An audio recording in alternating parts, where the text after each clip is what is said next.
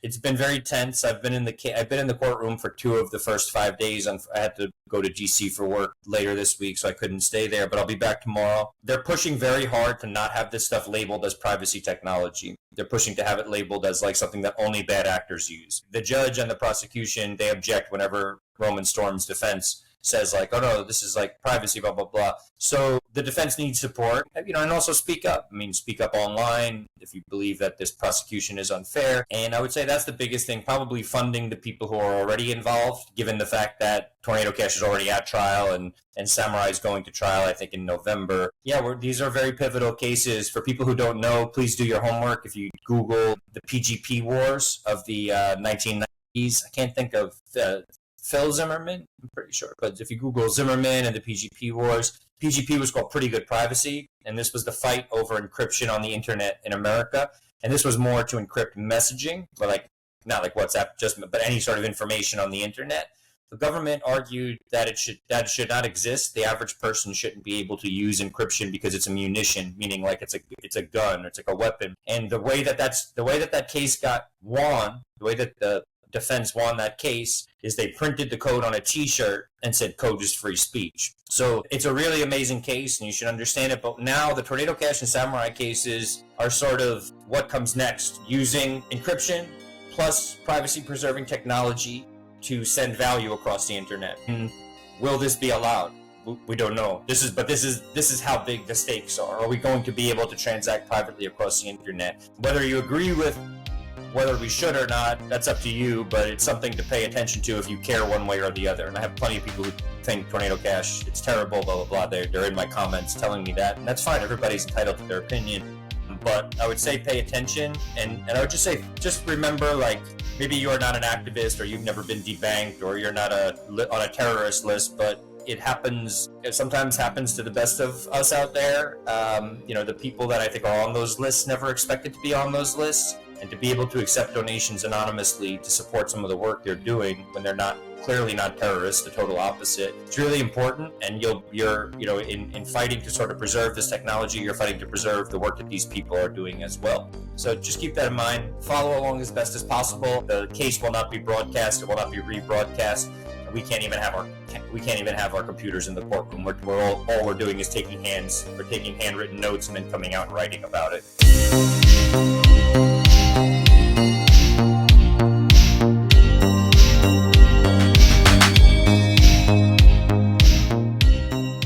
Hello guys, welcome once again to another episode of Bitcoin podcast. Right, crazy rides the last couple of times. We have been discussing from Nostr to ordinals to Bitcoin adoption in Europe. We have covered a lot of things also in the Barcelona Cypher conference. Those interviews were crazy, but now we're going further. So right now, today, this episode is going to be quite interesting because we will try to cover a lot about politics, but not just in the US, not just in El Salvador, but in general in global, because I think there's a lot of things happening right now in Bitcoin. And that's why I brought someone that's one of his expertise in the Bitcoin fields. So I don't want to extend anymore because I think there's a lot of things to cover. But thank you, Frank Corva, for being in the podcast. Welcome, man. How's it going, guys? Thank you for having me. I appreciate it, Juan. Thank you for the invite. No, thanks to you. First of all, before starting, as I already told you in private, but congratulations on your new position. That's awesome to represent Bitcoiners in the White House. We will discuss a little bit about that as well. But yeah, if you can share a little bit about yourself so people have a previous context of you, and then we can go deeper into Bitcoin and your rabbit hole journey. Yeah, totally. So yes, my current position, I cover the White House and politics more broadly. Because of a few things that have happened recently, I try to cover mostly the United States, not because I don't want to cover the rest of the world, but because sometimes you have to sort of have a good understanding of a political system before you start covering someone working within that system. But I cover some of it a little bit internationally as well. And then I also, for a while, I was writing for Forbes, documenting a lot of what's happening in what gets termed the Bitcoin circular economy. So like Bitcoin Beach, Bitcoin Akazi, So I think that stuff is great. And then adoption in Africa and Latin America, two continents on which I've lived. I've lived in Venezuela, I lived in Ghana, I lived in Namibia. So yeah, I'm really passionate about that as well. I used to run a podcast called New Renaissance Capital where I would speak with a lot of those people as well. Yeah, and I actually maybe touch on it quickly. I do advising to Heatbit. I'm really into the decentralization of Bitcoin mining, the actual hardware. I want to see more people mining, and I think heating your home. I know talking about that during the summer for you and I is not a fun conversation, maybe, but heating your home while mining Bitcoin, I think, is a really cool thing. So yeah, that's what I have going on right now. Awesome, that's super interesting. Yeah, actually, I had to turn my what is the name of this guy, little guy? My Virax, because it's too hot Yeah. summers. So I told him rest a little bit. Yeah. We'll meet again during Take a break. Yeah. Yeah, absolutely. All right, so there's a lot of things to cover, but actually I want to talk because probably people would like to know about your newest position in the White House. So how's to be a Bitcoiner in the White House? Yeah. How do you feel about it? I think the way that you put it is really important. So there are other journalists who cover crypto more broadly there. I don't. I sometimes have to cover crypto if Bitcoin is included in it, meaning like if there's a bill that covers crypto and it's going to affect Bitcoin, I cover it. But generally speaking, I think the way you put it is correct. I think of myself as a Bitcoin enthusiast or a Bitcoiner first, and then sort of doing this other work maybe second. And I think that, and I can say that because I have a bias. I wouldn't have started writing for Bitcoin Magazine if I didn't like Bitcoin first. And Bitcoin Magazine, we're a thesis-driven publication. We believe that Bitcoin is the crypto asset that sort of wins, and any other technology in the crypto space that gets developed that's cool ends up coming to Bitcoin as well. So yes, to represent the Bitcoin community in the White House is, I don't even know that I fully processed it mentally. It's a totally kind of surreal thing. And I think all I can do is ask questions that I think we care about. So I got to speak with Carolyn Levitt, who's the press secretary for the White House, on Thursday. And the question I asked her was, I said, can we, President Trump was in this room, the press room, talking about a $600 de minimis tax capital gains exemption a few weeks ago. Can we still expect something like that? And, my question was, the point of that question, that was one half of the question that I asked. The other one was about banning CBDCs. The point is to say, like, hey, in the Bitcoin community, we care not just about Bitcoin as a store of value, which the government really doesn't seem to have a problem talking about it that way, but also as money. It's people don't talk about Bitcoin as money, at least in the United States, that much, because they have a relatively stable currency, the dollar, though the dollar has lost a lot of value in the last 10 years, 20 years. But it's important that we do talk about it as money. And, if the president can talk about it as money, I can follow up and ask questions about Bitcoin as money. That was my thought process. And she was happy to respond to that. And she did respond to it and said that they're looking into ways to legislate that into law. Hopefully they'll add some sort of an amendment to a future bill where we can have de minimis exemptions. Now, a lot of hardcore Bitcoiners might say to me, who cares? Just spend your Bitcoin, do what you want. That's fine. I totally agree with that. If you want to just spend your Bitcoin, that's fine. But the other side to that equation that we're not paying attention to, if we want to approach it like that, is unless, one, it's a good thing for the government to acknowledge Bitcoin as money, to say, you know what, if you want to spend some Bitcoin and you don't have to pay your taxes on it, that's great. I think that's a positive step. It's a step in the right direction in the United States. Two, you're going to need businesses to get more comfortable accepting it. We're seeing Steak and Shake in New York. I think there's two places. We have PubKey. They accept it, but that's like a Bitcoin bar, so they have to. And then we have there's a restaurant uptown called Safari. It's owned by an Ethiopian gentleman, and they accept Bitcoin as well. But I think there might be a coffee shop now too. But if it becomes more normalized as money, then more people will use it as such, and more stores will accept it, and it won't be such a taboo thing. So I think we just sort of, at the White House, I don't think we're going to have these huge moments where I just sort of change the future of Bitcoin because of a question I asked, but it's more of an incremental thing. Hopefully we can keep the conversation moving forward and to build with the supporters that we have, like Senator Lummis has been great, and Nick Begich, who's a new congressperson from Alaska. He's the one who introduced the Bitcoin Act in the House. So there's people doing good stuff. Nick Begich, I was telling you off camera, it's surprising there are Bitcoiners in government. Nick Begich bought his first Bitcoin on Mt. Gox in 2012, bought 7 Bitcoin for $100, and has held them since then. He also bought $5,000 worth of Bitcoin for his company at the time and kept them on Mt. Gox, and they all got lost and he got liquidated. So yeah, he lost those, whatever, how much that would have been. I don't even know how many Bitcoin that was, but he got some sort of payout for it, but it was a fraction of what he had. But yeah, the point is that, my job, I think, is to look for the people who are really proponents of the technology and or look for the people who are willing to write positive legislation about it and to build with them. That's it. I'm not, there's no magic wand. Just because we have a Bitcoin reporter in the White House doesn't mean that I'm going to magically start affecting everything President Trump thinks about Bitcoin. It doesn't work like that. But, we get some idea of what they're thinking. They get some idea of what we're thinking, and we just keep the conversation moving forward. Yeah. You mentioned something important, like, for example, there are core Bitcoiners, like, for example, Senator Lummis, among others. But do you think, like, having them as a players in the White House can help to even embrace other politicians, even embrace Bitcoin? No. Or it is just political theater? No. There's a real conviction. Yeah, there's a spectrum. I would say some people, it's like real conviction to political theater. I think those are good ways to put it. Some people are new and just want to get involved with it because it's a hot topic and they know maybe their voters care about it. And that's actually fine with me, to be honest, because I think everybody needs to start somewhere. And if we could actually go to those people, like, I'll give you an example. There's a Senator Jim Justice from West Virginia. He's very clear. He's very open about it. He's very new to Bitcoin, but he's blown away by the enthusiasm of the community. I know people in the policy world that have spent legitimate time with him, explaining it to him. So while he may have kind of gotten into it because he saw an opportunity, he's now taking the time to learn more about it. Someone like Senator Lummis, she's made it clear. I think she owns 5 Bitcoin.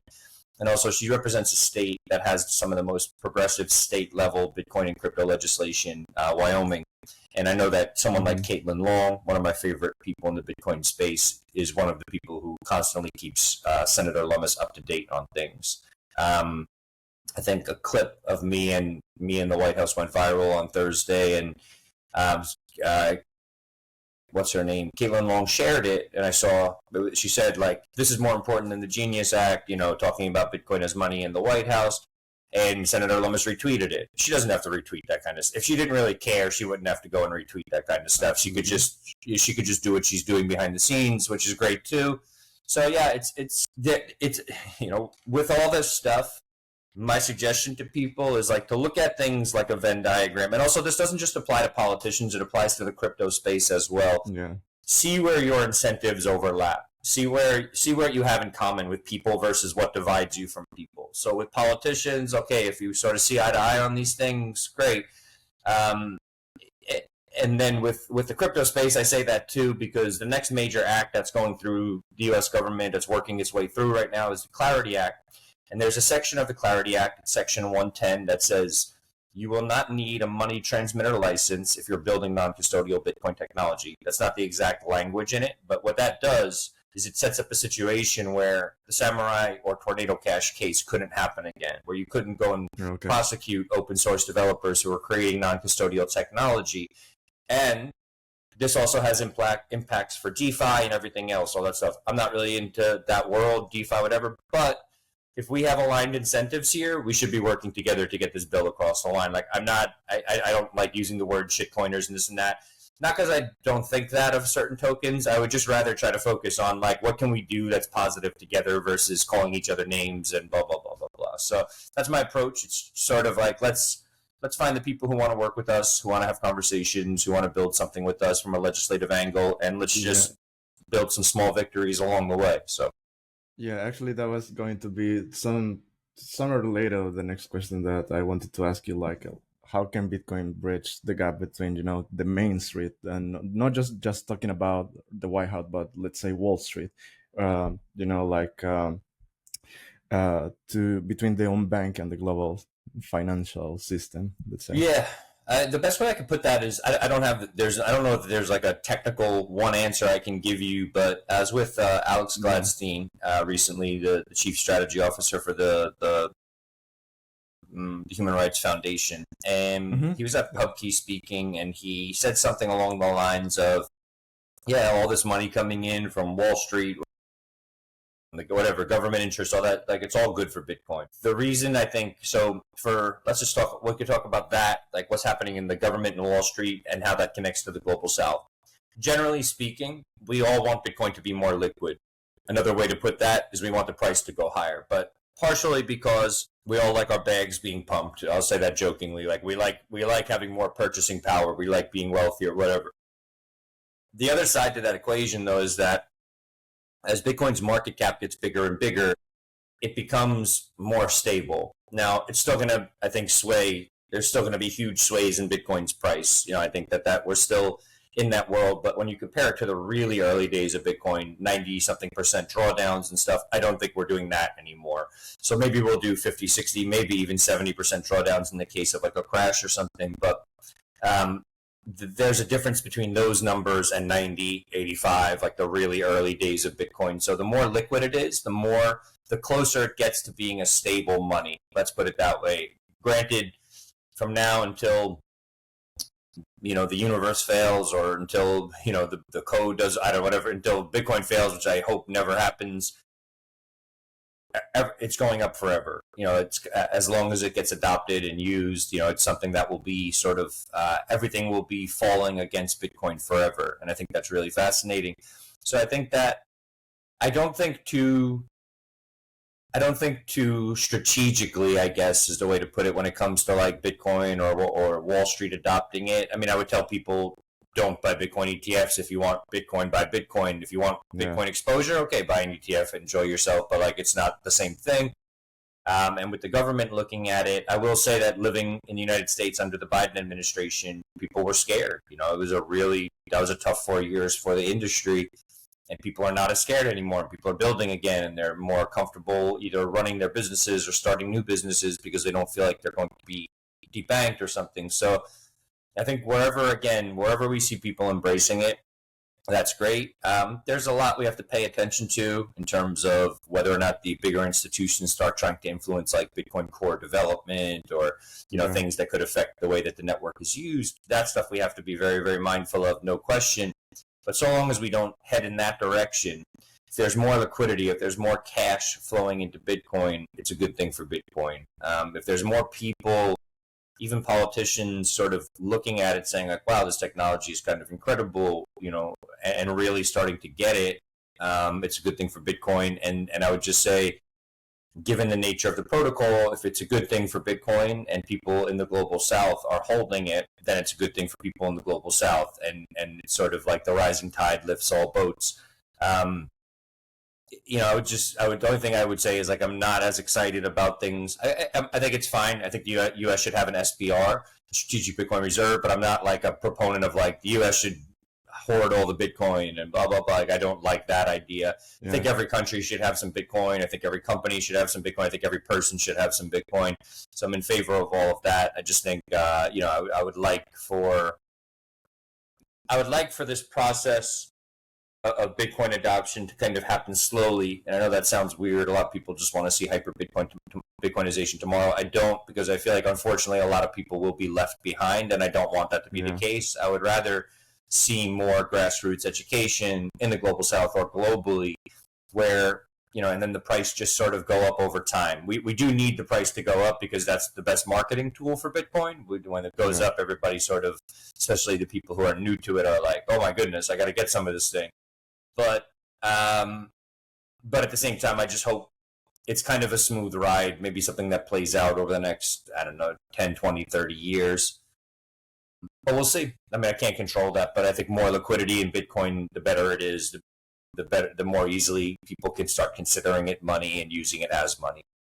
Actually, I have a very interesting question talking about that, because there's a hot topic, I think, in the recent years because right now Bitcoin is going mainstream, right? Since, Mhm. of course, Donald Trump and elections and everything, of course, also in El Salvador when Bukele made it legal tender, and then, well, now it's mainstream because of all the deals that are having with the IMF, etc. So the thing is that globally is going mainstream, right?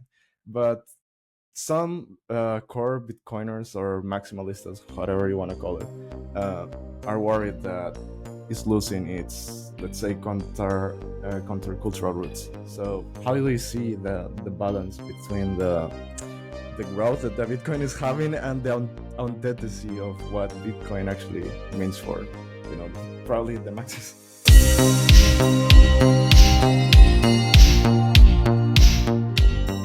Cuando dejas tus activos digitales en un exchange o en custodia de alguien más, te expones a riesgos de terceros no deseados. A diferencia del sistema bancario tradicional, Bitcoin te permite tomar el control total de tus fondos utilizando tus propias claves privadas. Esto te permite ser soberano y esencialmente tu propio banco. Al tomar el control de tus Bitcoins, puedes evitar riesgos innecesarios de terceros. Almacenar tus Bitcoin en custodia de terceros como los exchanges puede exponerte a ataques de actores malintencionados, gobiernos o estafadores que lo único que quieren es apoderarse de tu dinero. Las billeteras de hardware aumentan la seguridad de tu billetera porque tus claves privadas se almacenan en un dispositivo especializado que no está siempre conectado al Internet. Como te he dicho antes, mantener tus claves almacenadas en un dispositivo en línea puede exponerte a factores adicionales de ataque, por lo que se recomienda usar una billetera de hardware al almacenar grandes cantidades de Bitcoin durante largos periodos de tiempo.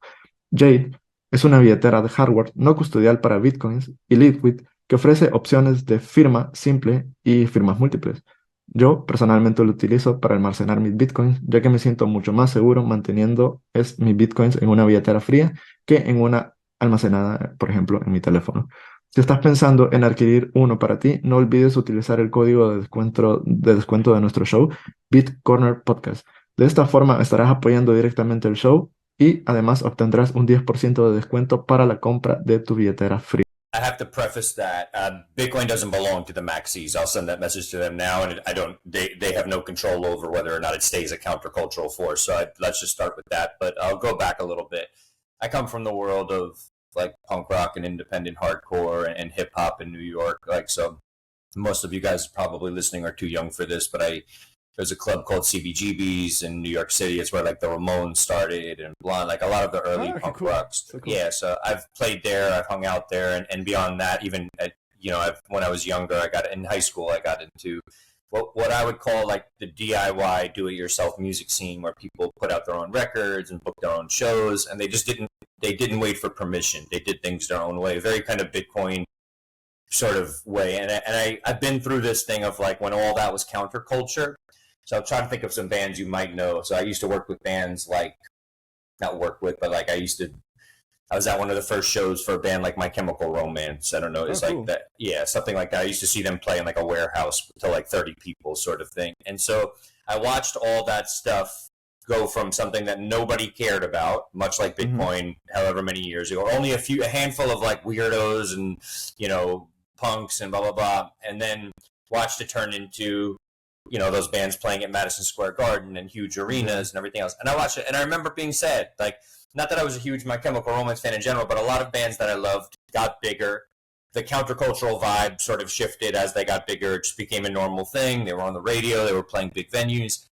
But that's not what Bitcoin is. Like, Bitcoin is not a band that you really like. Yes, there's a culture around it. So another thing that a lot of Bitcoin maxis want is hyper-Bitcoinization. You can't have it be a countercultural thing and have hyper-Bitcoinization at the same time. These are two things that are incompatible. So I understand I understand the whole, like, it's going mainstream, it's losing its culture. I didn't come here for the culture. I love the culture. Don't get me wrong. Like, I came here to see this technology better the lives of human beings. And for that to happen, it has to go mainstream. It can't stay a subcultural thing forever. I think what they're worried about, and rightfully so, and I support their worries here, is that, like, I feel the same way, is that maybe people are stopped, like they're not learning about self-custody or best privacy practices, all the things that we care about as Bitcoin enthusiasts. That's what I think I think that's what they're getting at when they say things like Bitcoin is going mainstream and people are,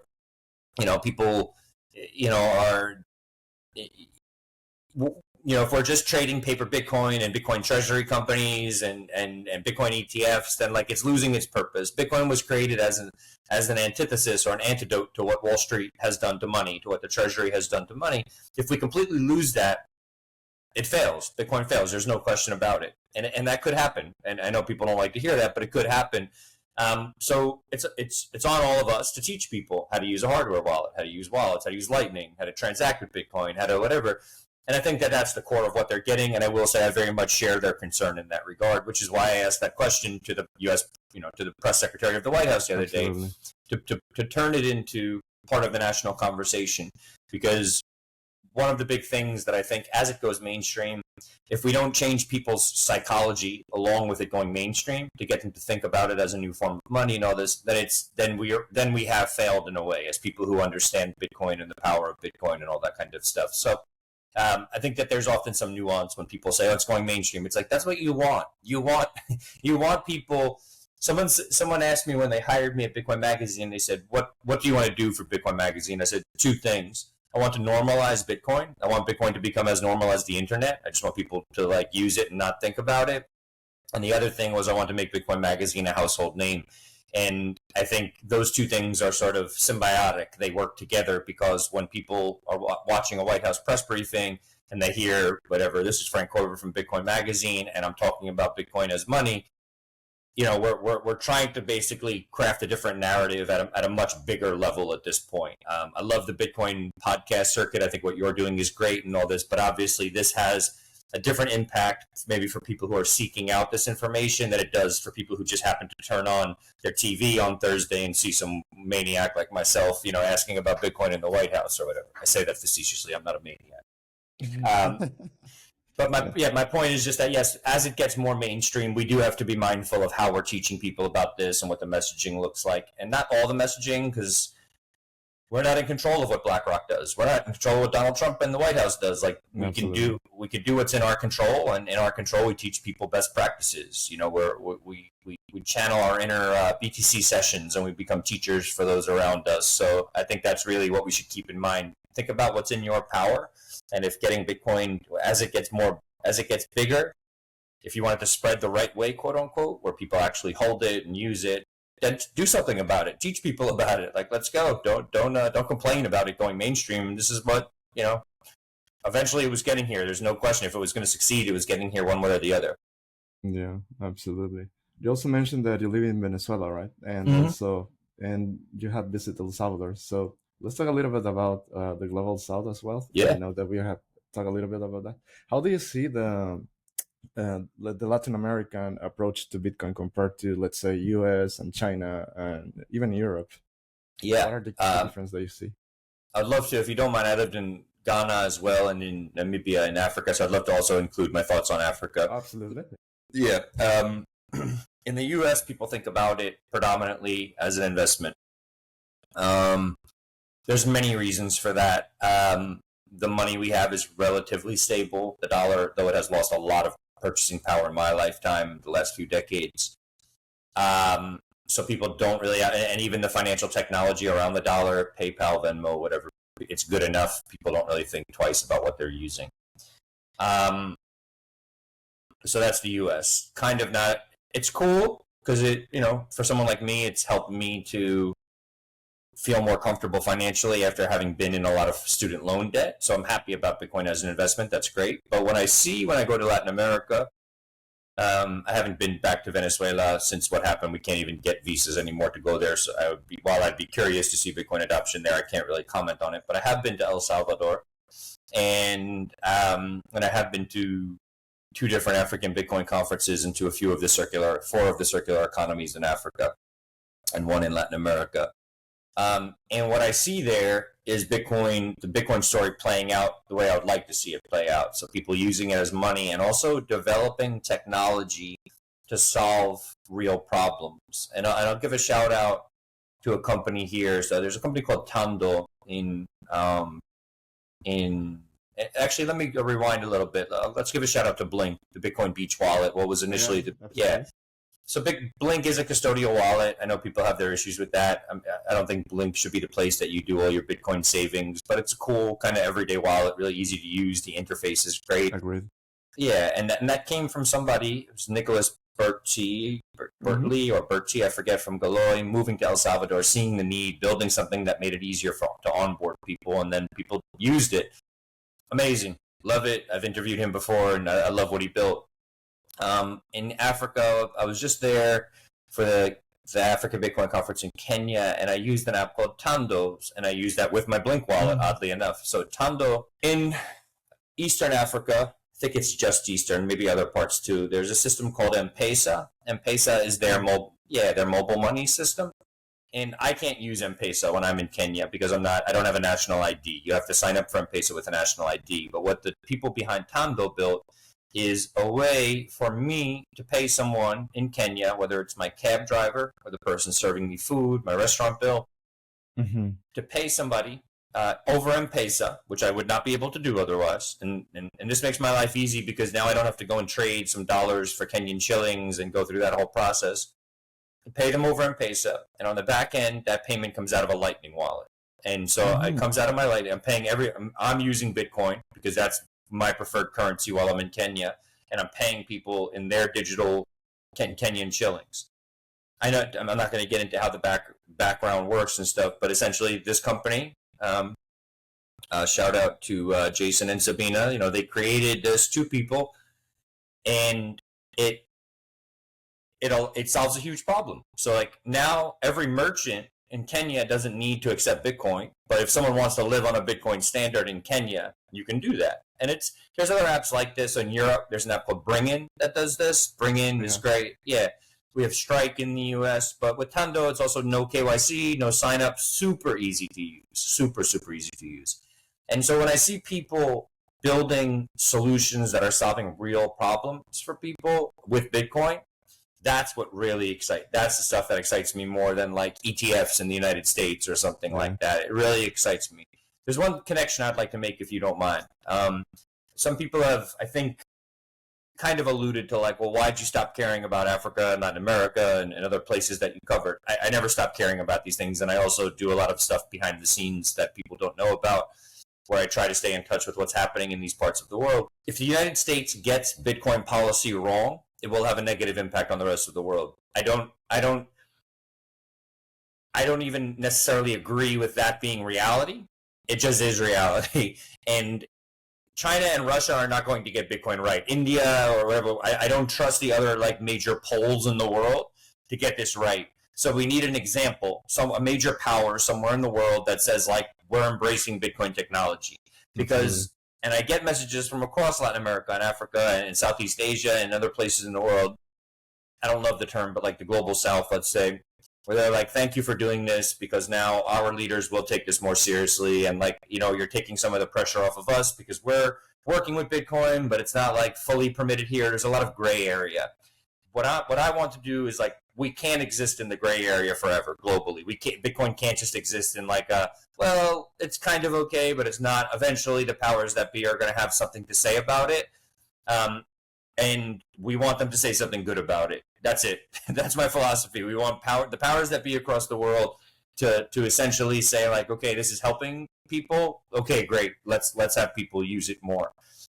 So I apologize if that was too much, but I think it's really important what people are building in these places, and the builders need to be protected, and Bitcoin usage needs to be protected, and not that the United States will dictate all of that for the rest of the world, but it obviously, what comes out of the United States often gets copied and pasted globally, or sometimes what comes out of Western Europe, this stuff gets copied and pasted globally. And as we move into a more multipolar world where the United States has these other challengers, like I said, Russia, China, maybe India, even the BRICS and stuff, I want to be part of a country that, like, we call ourselves the land of the free. How can we say that without embracing freedom technology? How can we continue to say that without embracing freedom technology and sending that signal to the world? So that's my take on what you asked, but also maybe a tie back to the initial questions about why I got into doing the political correspondent work. Awesome. No, but I totally get you, because I Actually, I love your approach because I think we do some similar stuff because I also cover as much as I can happening in El Salvador, but also, of course, globally, because one of the main goals in the podcast is that first, that Salvadorians know what is going on in our own country. But second of all, that is not just something that Bukele has embraced, because it's not like that. The story is deeper, right? We Bitcoiners 100%. know. We Bitcoiners know where it comes from the Bitcoin Beach and the El Sonte, etc. There's so much deep stuff. So that's part of the things that I want to cover, like globally the mainstream, but also the grassroots efforts. Like for example, the No Nation is doing that. It's Yep. super powerful. Just Yep. to make kids learn about Bitcoin from the technical to everything that you need to know, even to mining, right? So that's actually another thing that I want to ask you, that because you have covered a lot of those things. So Yeah. I don't know if you have several or so many, or probably one story that you can share that truly move you while covering all these things. Um, there's many stories that have moved me, but I'll give a shout out to more of a story that continues to move me. That's Bitcoin Dada. So Bitcoin Dada is a program specifically for African women, and I've taught or whatever. I've done, I guess, lectures in this program, run by a woman named Lorraine Marcel and some other women who help her, mostly in Kenya, but in other parts of Africa as well. And so women in Eastern Africa, they don't inherit property. I think it's kind of difficult for them to own property. And so something like Bitcoin is something that they can own without anybody kind of knowing the better. And they can own it for many different reasons. Maybe some of them are leaving a relationship that's not good for them and they need some of their own assets to stand on their own 2 feet. Great. Bitcoin is great. Generally speaking, women have a lot of say in finances globally. I think that's underreported, but in Africa, that's part of the story as well. So now we have a better asset, a better money for them to use to manage finance. Women also do something in Africa and parts of Africa called Chama. And Chama is like a community savings program, and they used to save in Kenyan shillings. It's like a pool of money that you can use to, I guess, maybe help if there's an emergency in the community or to save for other reasons. Yeah, it's like your local community savings program. Some of them are using Bitcoin now. Another app that's been created in Africa is called Bitcoin Chama. So people actually use the app to do Chama with now. And so when I see that, I see people becoming genuinely empowered, becoming included in a financial system, having something to call their own, assets to call their own, and then building solutions to fix their own problems. And I get teary-eyed when I say this because it's just like a lot of my work before this. I was in like human services, and I taught immigrants for 12 years. So we say like Inglés como segundo idioma, so like English as a second language teacher, and then also I was a writing professor, but I only taught immigrants in my classes. So like I only taught you if your native language was not English. So I'd help you with like grammatical structure and things like that on top of your college writing. And I also was a social worker. I was training to be a social worker, counseling people like a therapist or whatever. So in a lot of those systems, it feels a lot of times like you're putting a Band-Aid on something. Like the problem is too big and you really can't fix it, and you're just sort of putting a Band-Aid on it, and it really relies on like me, the person administering the services. And it's not a great feeling because it's heavy. For me, it's heavy. The person walks away maybe not feeling totally empowered. But what I see with Bitcoin, especially in a case like Bitcoin Dada, is women, those who have been historically financially disenfranchised, feeling empowered, teaching other people how to do the same thing, and that having a tremendous ripple effect. It's really, really, really, I wish people could see this stuff up close. I constantly tell people when they complain like, oh, like the American Bitcoin conference is too big or this or that. I was just like, go to a community, go to Adopting Bitcoin in El Salvador, or go to the African Bitcoin conference. You will not come back with complaints. I'll tell you that. And it won't. You'll see a lot of people who are doing amazing work, and a lot of very brilliant developers, from both continents, Latin America and Africa, that are just doing incredible work in developing technology to solve problems. So generally speaking, that sort of story is the stuff that really moves me. And I'll give a quick shout out to my buddy Brendan. He has a program called, he does Bitcoin Kampala in Uganda, which is sort of like a bigger circular economy project. But one of the projects within that project is Orphans of Uganda, and this is an orphanage that now runs on Bitcoin, and it's a school, an orphanage, and again, it's just these are amazing stories that you would think the liberal media in the United States would pick up on, and they don't. And I don't know why. I think they just hate Bitcoin. But why isn't that story being reported by CNN? I don't know. Try to help him report it in whatever ways we can. But these are really beautiful stories of people using Bitcoin as a technology to actually solve human problems and to make a situation on the ground better for human beings. Absolutely, yeah.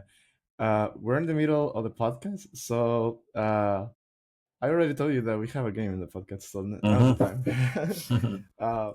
So my previous guests are from Europe. There are two guys that works in Bull Bitcoin. I don't know if you know this. They're Canadians, but they have expanded globally right now. So yeah, I met these guys in the Barcelona Cypher conference. Great guys. So they came and shared their Bitcoin story. So they have in your cases, especially because you have two questions from them. So yeah, they are really unfiltered people. So yes, they're the Bull Bitcoin crew. I appreciate it. Cypherpunk AF, as we would say. Yeah. Yeah, absolutely. So I'm gonna share with you. Frank Corva, do you spend Bitcoin? And if yes, what's the craziest thing you ever bought? Yeah, that's a good one. What's the taste of politician dicks? No, don't worry. You are only the messenger. That's my question. Yes, I spend Bitcoin. Craziest thing I ever bought Bitcoin? I guess I wouldn't call it crazy, but I guess I never thought I'd pay for a cab ride in Kenya with Bitcoin. I was just telling you how I use Tando, and I paid. I think I wouldn't call it crazy, but I just didn't expect to go to Kenya and be able to use Bitcoin almost anywhere I went. So I think that was that's the best thing I could think of off the top of my head. Otherwise, it's usually just like smaller items, coffee, whatever. Sometimes I buy stuff from like the Lightning store or something like that. But I would just say maybe the most unexpected. I'll substitute his word for crazy for unexpected. Paying for cab rides to get around Kenya with Bitcoin, I think, was definitely one of the more shocking things. I just didn't think that would happen so quickly. Politicians, yeah. Well, it's not. I get his point, and I know the Bull Bitcoin crew, and I just actually interviewed Francis for a piece I wrote for Bitcoin Magazine. I love the spirit of Bull Bitcoin, so I don't take offense to the question. But I will say, I don't think I know he's joking, but I don't think that's fair. I'll put it that way. When I speak with politicians, I ask them about things like their feelings on the Samurai case and the Tornado Cash case. I don't just say, hey, tell me how great it would be if the U.S. had an SPR, or if Donald Trump is so great, or blah, blah, blah. Like, at the same time, I let them share their victories. If they're doing good stuff, I always give them space to share the good stuff. But I constantly tell them that there are real issues at play, and the prosecution and persecution of open source developers is a real issue. And I bring that up with them. And so I would say to most people, before you critique me, think about whether or not, if you were sitting down with them, you could do that in a way where they don't just throw you out of the room. That's because they would otherwise. It's very easy for me not to get invited to any of these events and not to get invited back to any of these events. So I do it in a way where ideally we make incremental gains and we push the conversation forward. And yeah, I will say this as well. I have been asked to do certain things politically, where not only did I say no, but I offered to resign from my position. I said I will resign before I do those things. And so just so that people know, I'm not here to throw softballs at politicians or whatever, but I am here to treat them as human beings. And I know some of you might hate politicians and don't want me to treat them as human beings, but I try to treat all people as human beings. So when I sit down with them, I like to try to say, okay, like, tell me about the good stuff you got going on. And then usually, I've been very clear, open about this. I usually make sure to have one or two very difficult questions that might make them uncomfortable too. But I ask them in a way where I say, look, this isn't just about me. The Bitcoin community cares about these things. What do you have to say about them? If people don't like those answers, that's not on me. The politicians can say whatever they want, Absolutely. But in the meantime, I do my best, I think, given my circumstances. And again, someone who believes, and even like the spirit of Bull Bitcoin, I believe in what they're doing immensely. But I also believe in democracy. And I know that might be like an unsexy thing to say. And if we're going to have a democracy, we should partake in it. And we should speak with the leaders and hold them accountable to the best of our ability. So that'd be my sort of diplomatic answer to what he's to the second question. All right, thank you. Yeah, actually, that's a really good question that came to my mind while we were talking. Like, if you were advising the politician, or more concretely the White House, what would your idea Bitcoin policy look like? Bitcoin policy. Yeah, I mean, something with shortly with the minimus exemptions. We need to see policy that codifies into law the right for people to hold their private keys. So technically, under the First Amendment, we're allowed to do that. Freedom of speech, code of speech. Those are my two biggest things, and I would just say now I would have to. I would just say we need to think about privacy. I follow a lot what's going on with the Samurai case and the Tornado Cash cases. I am very sympathetic to the fact that bad actors use this tech. I'm very sympathetic to that. I don't want to see North Korean hackers using, crypto mixers to get out of things. But it's like any other technology. We have to keep an open mind because I've said this. I interviewed the former chairman of the CFTC. That's the Commodities and Future Trading Commission. I said, let's say we all move to blockchains. Generally speaking, blockchain, stablecoins, Bitcoin, all that stuff. I was like, do you want everybody to see your balance every time you make a transaction, buy coffee? Do you want everyone to see your transactional history? Because that's where we're going if we don't have privacy, technology that creates privacy. And he said yes, and he's just said his point was, I'm hoping that the technology just gets better where we can still maintain privacy but maybe also root out bad actors. I don't know if that's going to exist. So I would say to whoever I'm working with that I think that they should have a stance on even the tough things. And if I'm just advising them, I can't tell them what their stance should be. I mean, obviously I would say be pro crypto mixers or whatever, but what looks bad is when you're asked the tough questions and you don't have anything to say about them, because what it looks like is like you're waiting for your talking points from like the president or whatever.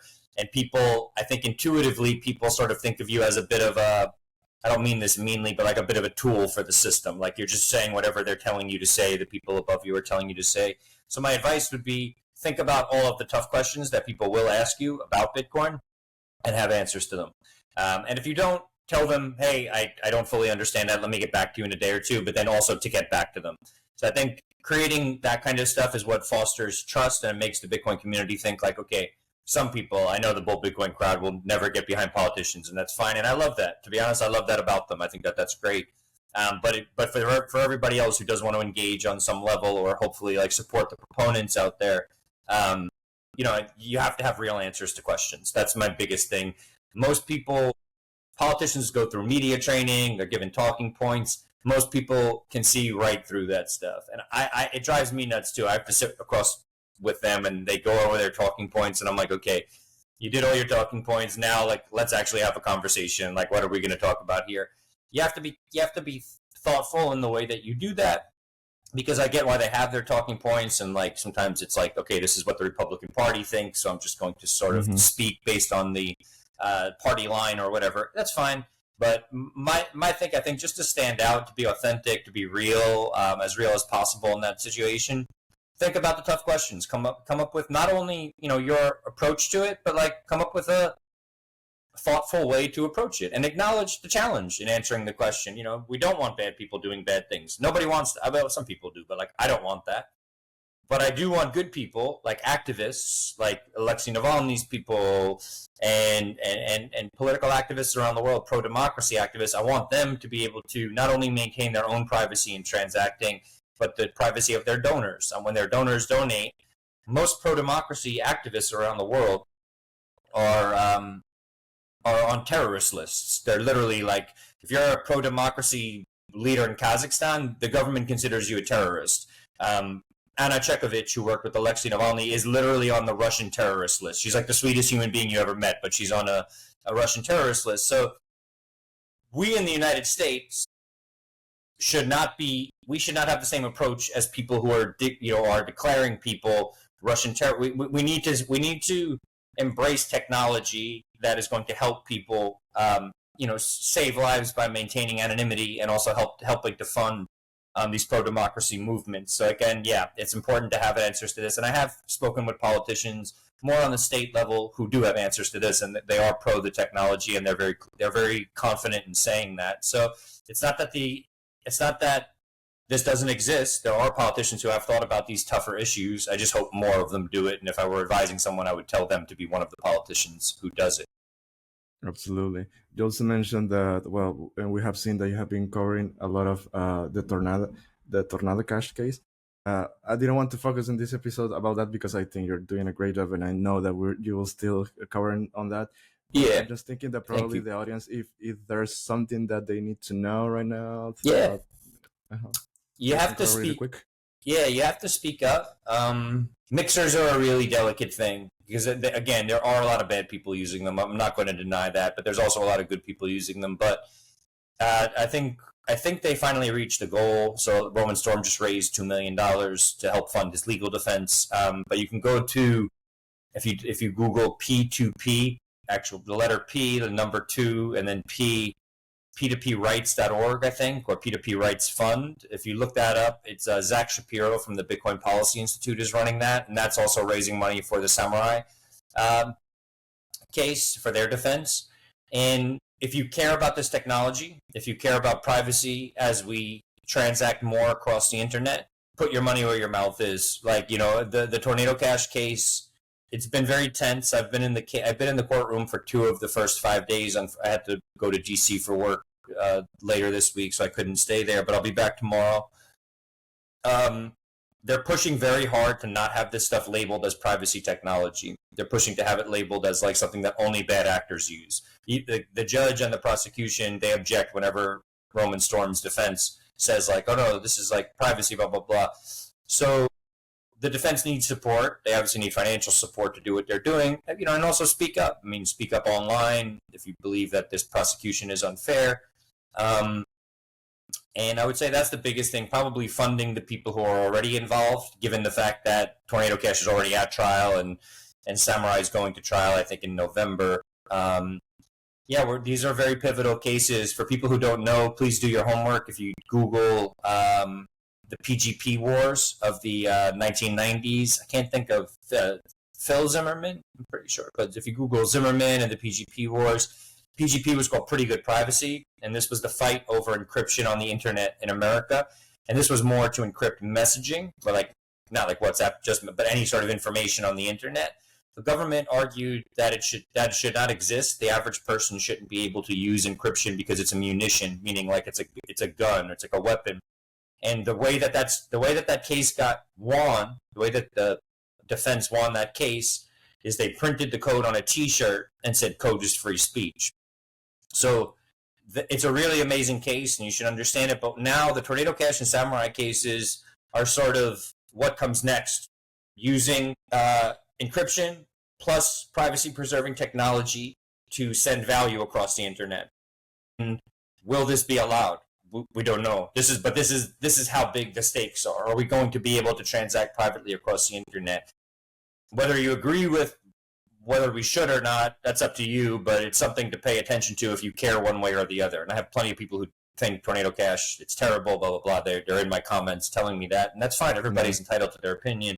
But I would say pay attention, and I would just say, just remember, like, maybe you're not an activist, or you've never been debanked, or you're not on a terrorist list, but it happens.